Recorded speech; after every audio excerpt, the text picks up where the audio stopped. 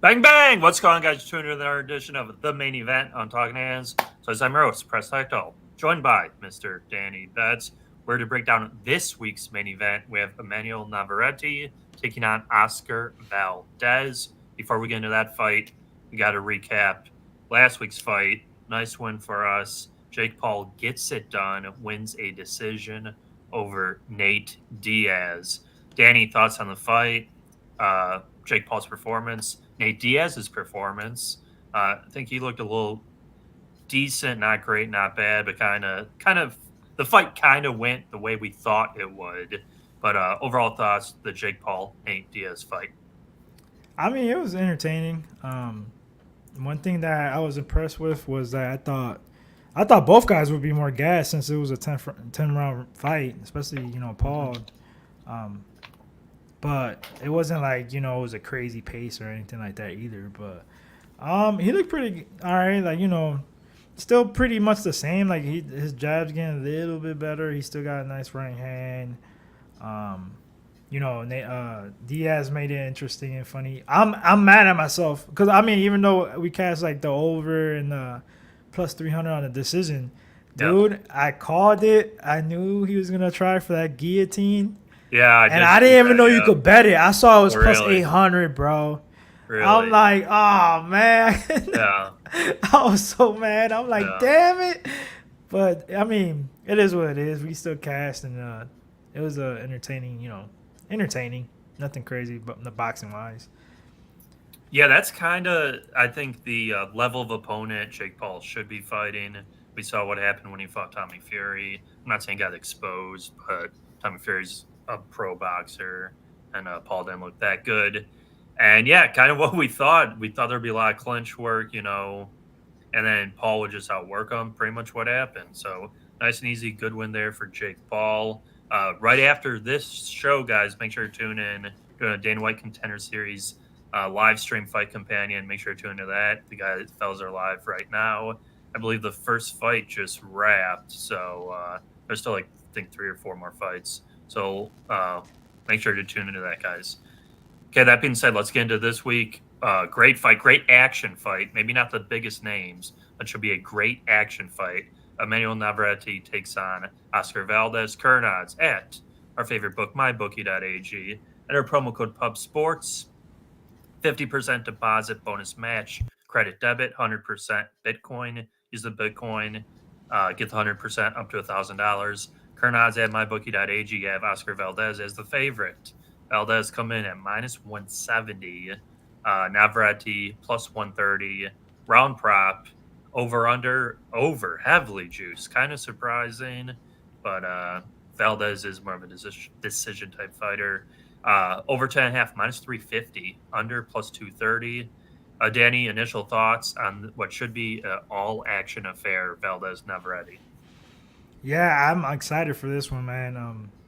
If you're not familiar with these guys, I advise you to tune in. It should be a banger. Your style fights like two Mexicans. Valdez is he could fight off the back foot, and he could pressure too. He has a lot of power, tough guy. He's only lost once, and that was to Shakur Stevenson, and we know how good Stevenson is. This is at 130. Navarrete you fought a lot at 126 in his last fight. He moved up to 130 for his first fight. A little surprising, cause like he was fighting Liam Wilson, which I thought he was really not on his level. And Liam Wilson gave him a hell of a fight, man. Hurt him a couple times, knocked him down. I'm like, oh shit, like Yeah. that way. That's why we got weight classes, man. The thing with Navarrete, his style is like not typical Mexican style. He's gonna pressure you, but he is so like awkward. Like he throws punches from all angles. Like his uppercut is like you get like out of nowhere, Yeah. like a hook from a different weird angle. Like it's crazy. So he is a tough matchup for anybody just because of that style. But I think if you could time him right, he's there to be hit. He has his defense is not great at all. But people shut up a lot because of his power, his awkwardness, so they get a little shy, and try not to get hit. Valdez, man, he's a tough son of a bitch. Like this guy, like I said a couple times in his breakdowns in his past fights, Dudes broke his jaw before in the fight, and he's like, whatever, bro. You know, I'm in here to bang. Never been knocked out. The guy's tough as hell, and he's got power. And I think this fight, since I think Valdez is the more versatile fighter, he could fight off the back foot. He could fight pressure. He's a counter puncher. Yep. This sets up for a war. In my eyes, I'm surprised with the numbers, like you said, with the overs. Yeah. Which is crazy to me. Maybe because, you know, his last fight with Adam Lopez, Valdez didn't get the stoppage. It was a 10-round fight. This is a 12-round fight. That's another thing. We get 2 extra rounds. And I know none of them been stopped before, but the way this fight, I think in my head, is going to become a war, at least, you know, second half of the fight. These numbers are ridiculous. And I think if Valdez, when he fought Barisol, Yep. this is going to be similar. It could be similar. Maybe not like a performance like that, just because it's still different. Like the way that Navarrete throws and stuff is not like Barisol. But I can see Valdez setting him up. You know, maybe in the beginning being patient, throwing a jab. And then after that, he'll go on the back foot and just try a counter and get his timing. Because like I said, like Navarrete throws wild. He leaves himself open. It's kind of hard to time because you don't know where the hell his punches are coming from. If Valdez gets his timing, you know, midway in the fight, it could be trouble, man. We already saw at 130 he could be hurt. And honestly, I have money on Navarrete. I don't know if you remember when Liam Wilson knocked Navarrete down. It was the longest 10 seconds I've ever seen. Yeah. Like they gave him, and then he spit out his mouthpiece. That's a vet move because they give him more time and grabbed him. Right. Yeah. Little things like that. I'm like, dude, this fight should have been over, honestly. And I have money on Navarrete. Like Valdez catches you with that left hand or either hand. He's got power in both hands. It's crazy. Like 7-12 for Valdez is plus 850, bro. That's ridiculous. Like. Yeah. I love the money line still. I think there's like I think the best line out there is like minus 163. I think I found. But I gotta sprinkle the like 7-12. That's crazy numbers to me. Yeah, I was gonna say the no distance even. It's like plus 200. Yeah. Because if it gets into a war where Valdez can't get inside and say he doesn't catch Navarrete, Valdez could be eating shot for shot. Yeah, he is super tough, but that's like my one concern. I do favor Valdez in this fight. I favor him actually to get a stoppage late, kind of like what you're saying. I just think Navarrete's been matched very, I don't want to say easy, but very well for his like build. And then this is his first like super real like tough test, I think. Besides Dogba, who because Dogba was a similar type fighter, but just not as active and not as skilled and a lot smaller. Dogba's like 5'2", Yeah. 5'3". So Valdez, I like him here. I like him really to really counter the hell out of Navarrete a lot, but just like looping hooks as he's gonna come in, do his stuff, chin up in the air, and I think he's gonna get caught. I think he's gonna get caught multiple times. And yeah, stopped late. I do think it's gonna be a great fight though for however long it does last. And these two are, really the class I would say of 130 right now, with everyone else moving up and like getting out of the division, especially with like Shakur wants to move up and all those guys. So yeah, give me Oscar Valdez. KO best odds I'm seeing is plus 500. I'd like the no distance around plus 200. I like what Danny just mentioned, 7-12. I like all three. I do. I like all three. I think Valdez is just the cleaner, pure boxer as well. My only worry is, and I don't think he's going to succumb to the pressure, but my only worry is if he can't get off like the back foot as Navarrete just pressures him. But Valdez has good enough boxing and movement to move. I think he's going to slow him down with his power shots when he does eventually land. So, yeah, I'm lockstep with you. I like Oscar Valdez this week. We did lose. Well, we didn't lose, actually. Anthony Joshua is still fighting this week, but replacement opponent. we can go get to that news. That's the other big fight this week. Anthony Joshua takes on Robert Helenius. Last fight I remember of him, he got killed by what's his face, Deontay Wilder. Uh, any any thoughts on that fight, Dan? I know we didn't really talk too much pre-flop about it, but any thoughts on the return of Anthony Joshua this weekend? I mean, it is what it is. Like, what's his name? How you say his name? Helenius.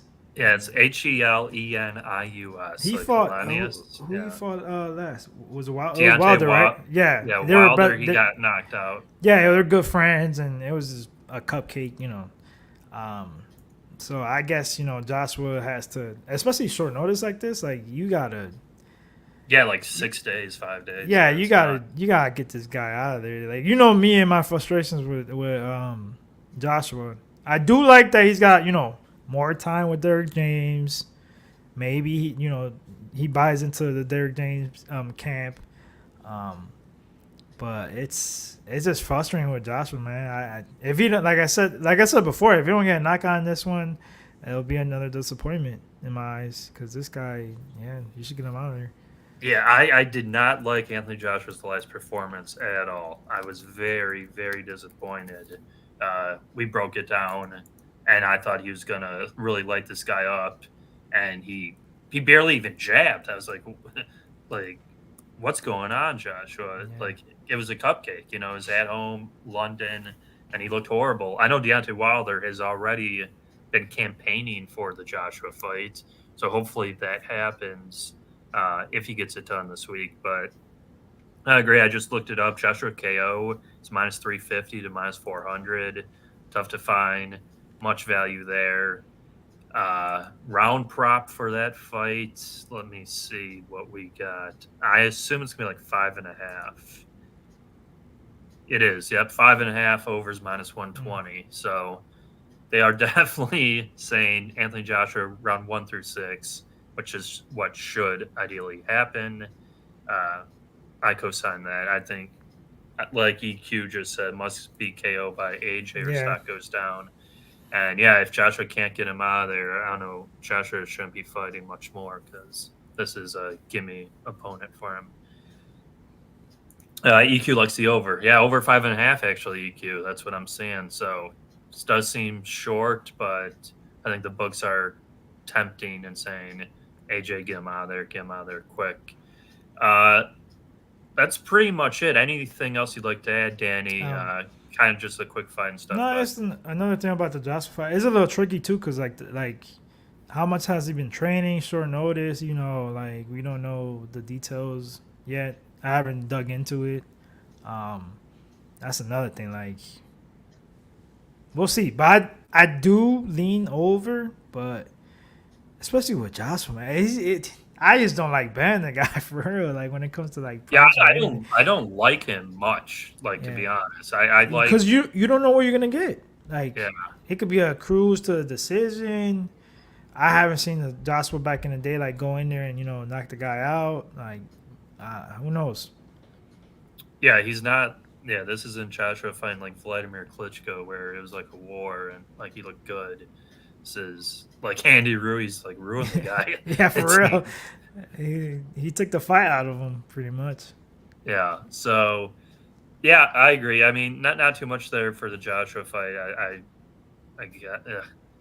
can't even really stamp Joshua KO as a parlay piece because he could literally just jab and hold this guy for 12 rounds and win an easy decision. So as it says in the bottom chat, join the membership, $4.99 a month. The Dana White Contender Series stream is members only right now. If you want to chat, $4.99 a month helps us a lot. Prize Picks, prizepicks.com, promo code PUBSPORTS. 100% match to bonus up to $100. Go to prizepicks.com, promo code PUBSPORTS. Close it out here pretty quickly. Best bet. Let Danny start off, and I'll go. Then we'll wrap it up.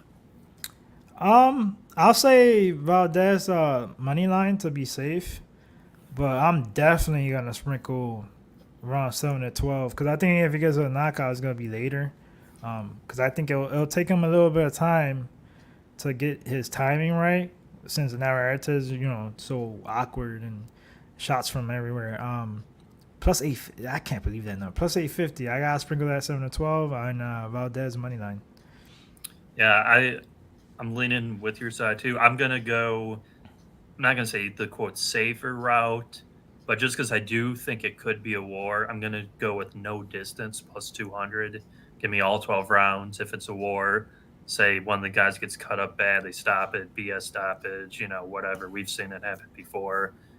It'll win. But I do favor Valdez to get the KO. But I just want to see how he handles Navarrete's forward pressure movement. I think he'll do well. I think he'll catch him coming in, great counter hooks, knock him down, and get him out of there. So, yeah, that should do it for us, guys. If you could hop on the Danny White Contenders stream right now, guys are live, be live for another hour, hour and a half. We should be back here next week. I have to look up the schedule. I'm not entirely sure what the fight is next week. Yeah, If I'm not, sure the fight the following week. But that should do it, guys. Hopefully, we can get another nice, easy casher of a plus 300 victory with Jake Paul. Can we get another plus 850? Oscar Valdez, 7 to 12 this week. We'll see you guys next week. Have a good one. Peace.